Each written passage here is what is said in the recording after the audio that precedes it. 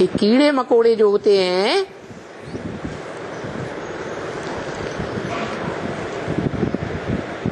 वो सबसे नीची कोटि के प्राणी हैं। मक्खी, मच्छर, कीड़े मकोड़े, जितनी नीची कोटि की आत्माएं होंगी उतना बाद में इस सृष्टि रूपी रंगमंच पर आकर के दुखदाई दुनिया को और दुखदाई बनाती जाती।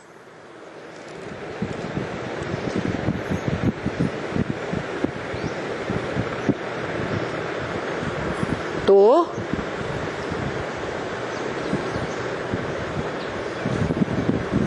आग के कुंड में धधक रही हैं, निकलने का उन्हें रास्ता मिल रहा है या नहीं मिल रहा है? है? मिल रहा है? नहीं मिल रहा है। इस मनुष्य सृष्टि के बाप को ही रहम करना पड़ता है।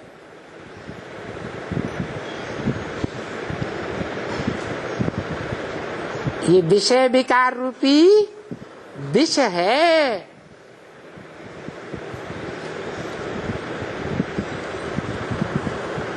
जो शास्त्रों में मनुष्य सृष्टि के बाप को ही पीना पड़ता है, जिस बाप को कहा जाता है जगत पिता। कोई सच्चा पिता होगा तो अपने परिवार के छोटे मोटे दुधमोहे बच्चे भी अगर आग में जल रहे होंगे तो उनको छोड़ के भाग जाएगा या उनको निकालने का प्रयत्न करेगा? निकालने का प्रयत्न करेगा। अगर निकालता है तो सच्चा है। और सिंध हैदराबाद की तरह 7-7 तालों में जिनको बंद करके रखा था, अपना बच्चा बना करके, बच्चे के रूप में जन्म देकर पालना दे करके 7-7 तालों में बंद रख किया था। जब हिंदुस्तान पाकिस्तान का खूनी ना खेल हुआ तो वो लोग छोड़ के भाग गए या परवाह की उन बच्चों की? छोड़ के भाग गए। उनको सच्चा पिता कहेंगे या झूठे पिता अवसरवादी थे? क्या कहेंगे? हैं? झूठे अवसरवादी, कन्वर्ट होने वाली आत्माएं।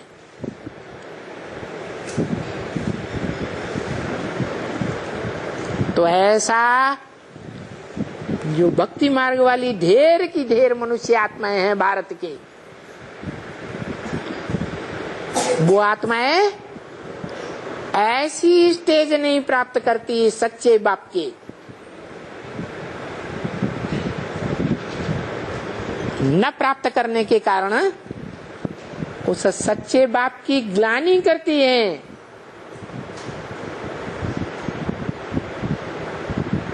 जिस सच्चे बाप को मंदिरों में शिवलिंग कह के पूजा जाता है। कौन सा लिंग? शिवलिंग। क्यों? शंकर लिंग क्यों नहीं है? क्योंकि शिव की ही आत्मा है जो उस विकारी तन में प्रवेश करके यज्ञ कुंड से,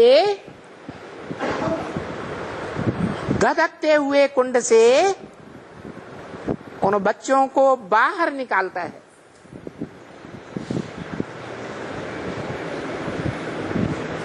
जल रहा हो शरीर आग में और निकाल करके बाहर रख दिया जाए तो कुछ शांति मिलेगी या नहीं मिलेगी? इतना ही नहीं, उस शांति की स्टेज से निकाल करके ऐसे सुख की स्टेज तक भी पहुंचाता है जिसे कहते हैं बाप तुम बच्चों को नैनों पर बिठा कर ले जावेगा ऊंची स्टेज में। क्या? सबसे धोखेबाज अंग कौन सा होता है? आंखें।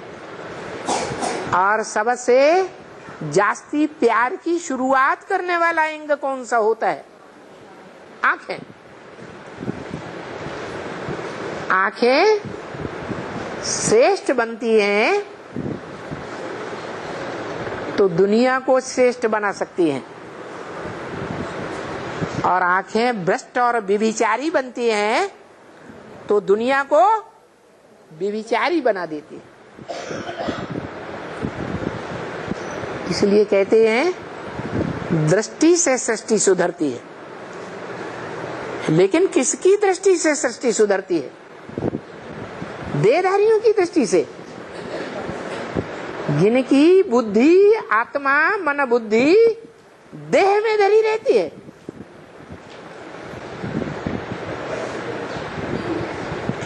सुख भोगेंगे कोई भी इंद्रिय के द्वारा, तो बुद्धि कहां धरी रहेगी? भगवान की याद में रहेगी या देह के अंग की याद में रहेगी? हैं? देह के अंग की याद रहती है। यही कारण है कि अंत समय में पुरुष शरीर छोड़ता है तो सारा जीवन जिस कामेंद्रिय का सुख भोगा है वो इंद्रिय याद आ जाती है, तो अंतमते सोगते स्त्री का जन्म मिल जाता है। ऐसे स्त्रियों का होता है, उनको पुरुष का जन्म मिल जाता है। तो देखो, स्मृति का, आंखों का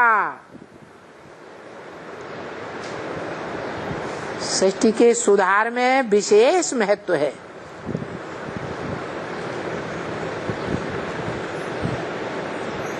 और विकृति का भी बहुत महत्व है।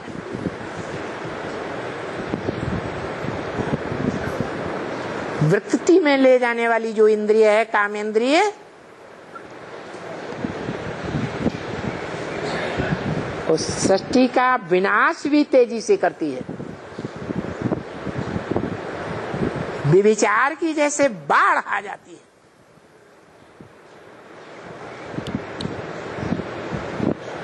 व्यभिचार से होता है विनाश, और एवर प्योरिटी से होता है स्थापना। इसलिए एवर प्योर किसको कहा जाए? बिंदी को है, बिंदी को व्यभिचारी और बिंदी को अव्यभिचारी कहेंगे? हैं? नहीं कहेंगे। बिंदु आत्मा जब शरीर में प्रवेश करे, और ऐसे शरीर में प्रवेश करे जो दुनिया का सबसे जास्ती विकारी इंद्रिय का भी सुख भोगने वाला हो, और निर्विकारी जो आंख बनती है उस आंख का भी सबसे जास्ती सुख लेने वाला बना हो। आंख तो छोड़ो, आंख से भी, दृष्टि से भी ऊंची स्टेज है वाइब्रेशन की। लक्ष्मी नारायण का चित्र बाबा ने बनवाया, उसमें लक्ष्मी नारायण को ध्यान से देखो जो नर से नारायण बनते हैं, और उनकी रचना राधा कृष्ण को देखो ध्यान से, क्या अंतर है? राधा कृष्ण आंखों का सुख ले रहे, भले वो आंखों का सुख अव्यभिचारी ले रहे हैं, लेकिन इंद्रियों का सुख तो ले रहे हैं। इंद्रियों का सुख लेने से नीचे गिरते हैं, और वाइब्रेशन कोई इंद्रिय नहीं है, देह है, देह का अंग नहीं है। मन बुद्धि से वाइब्रेशन बनता है। तो जो नर से नारायण बनने वाली आत्माएं हैं वो एक दूसरे को दृष्टि मात्र से भी नहीं देखती, वाइब्रेशन से ही सुख का लेन देन करती हैं और उस वाइब्रेशन की पावर से ही राधा कृष्ण जैसे बच्चों का जन्म होता है।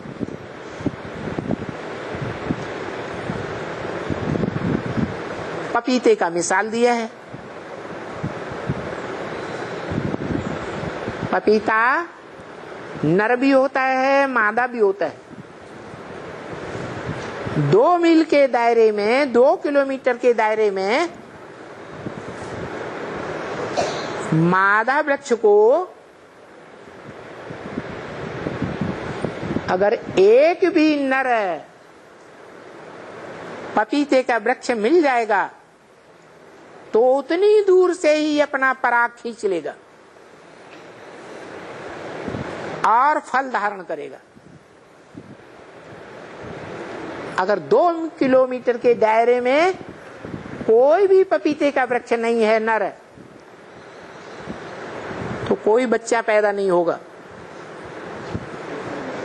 पपीते का फल ही नहीं लगेगा। आज की दुनिया में भी ऐसा मिसाल देखने में आता है। उदाहरण देने के लिए तो देखो, ऐसी ऊंची स्टेज का पुरुषार्थ करने वाले नर नारायण, नारी से लक्ष्मी बनने वाली आत्माएं, ब्राह्मण चोटी हुई या नहीं हुई है? ब्राह्मणों की दुनिया में जो देवता बनने वाले हैं उनमें चोटी का पुरुषार्थ करने वाली है या नहीं? ऐसी चोटी का पुरुषार्थ करने वाली आत्माओं को उन कन्वर्ट होने वाले भक्ति मार्ग के ब्राह्मणों ने, कम कुरियों में जाने वाले ब्राह्मणों ने विराट रूप के चित्र में से ही उड़ा दिया, चोटी को भी उड़ा दिया और लिंग का पार्ट बजाने वाली आत्मा को लिंग रूप से भी उड़ा दिया।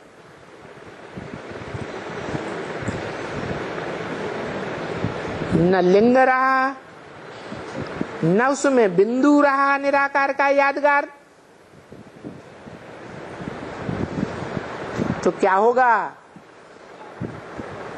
है विराट रूप कंप्लीट है या इनकम्प्लीट है? इनकम्प्लीट है। और द्वापर युग के आदि में भी हिस्ट्री में ऐसा ही हुआ। उन विधर्मियों ने, उन आक्रांताओं ने, उन हिंसावादियों ने भारत के ऊपर आक्रमण कर करके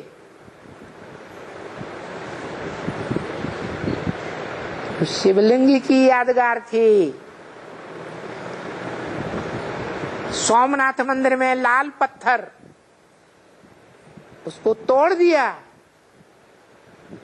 और निराकार की यादगार हीरे को निकाल के ले गया।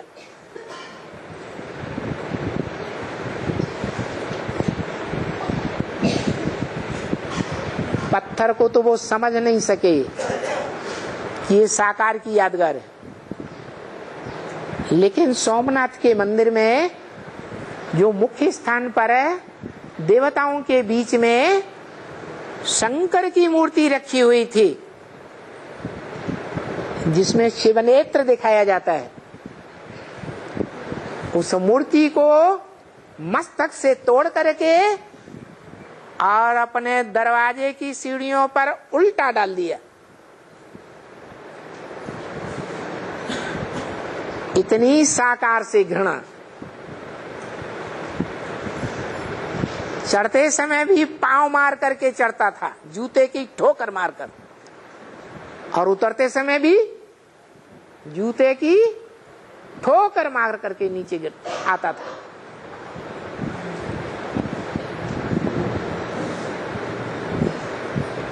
तो देखो, ये सब बातें अच्छी तरह से मनन चिंतन मंथन करने की हैं।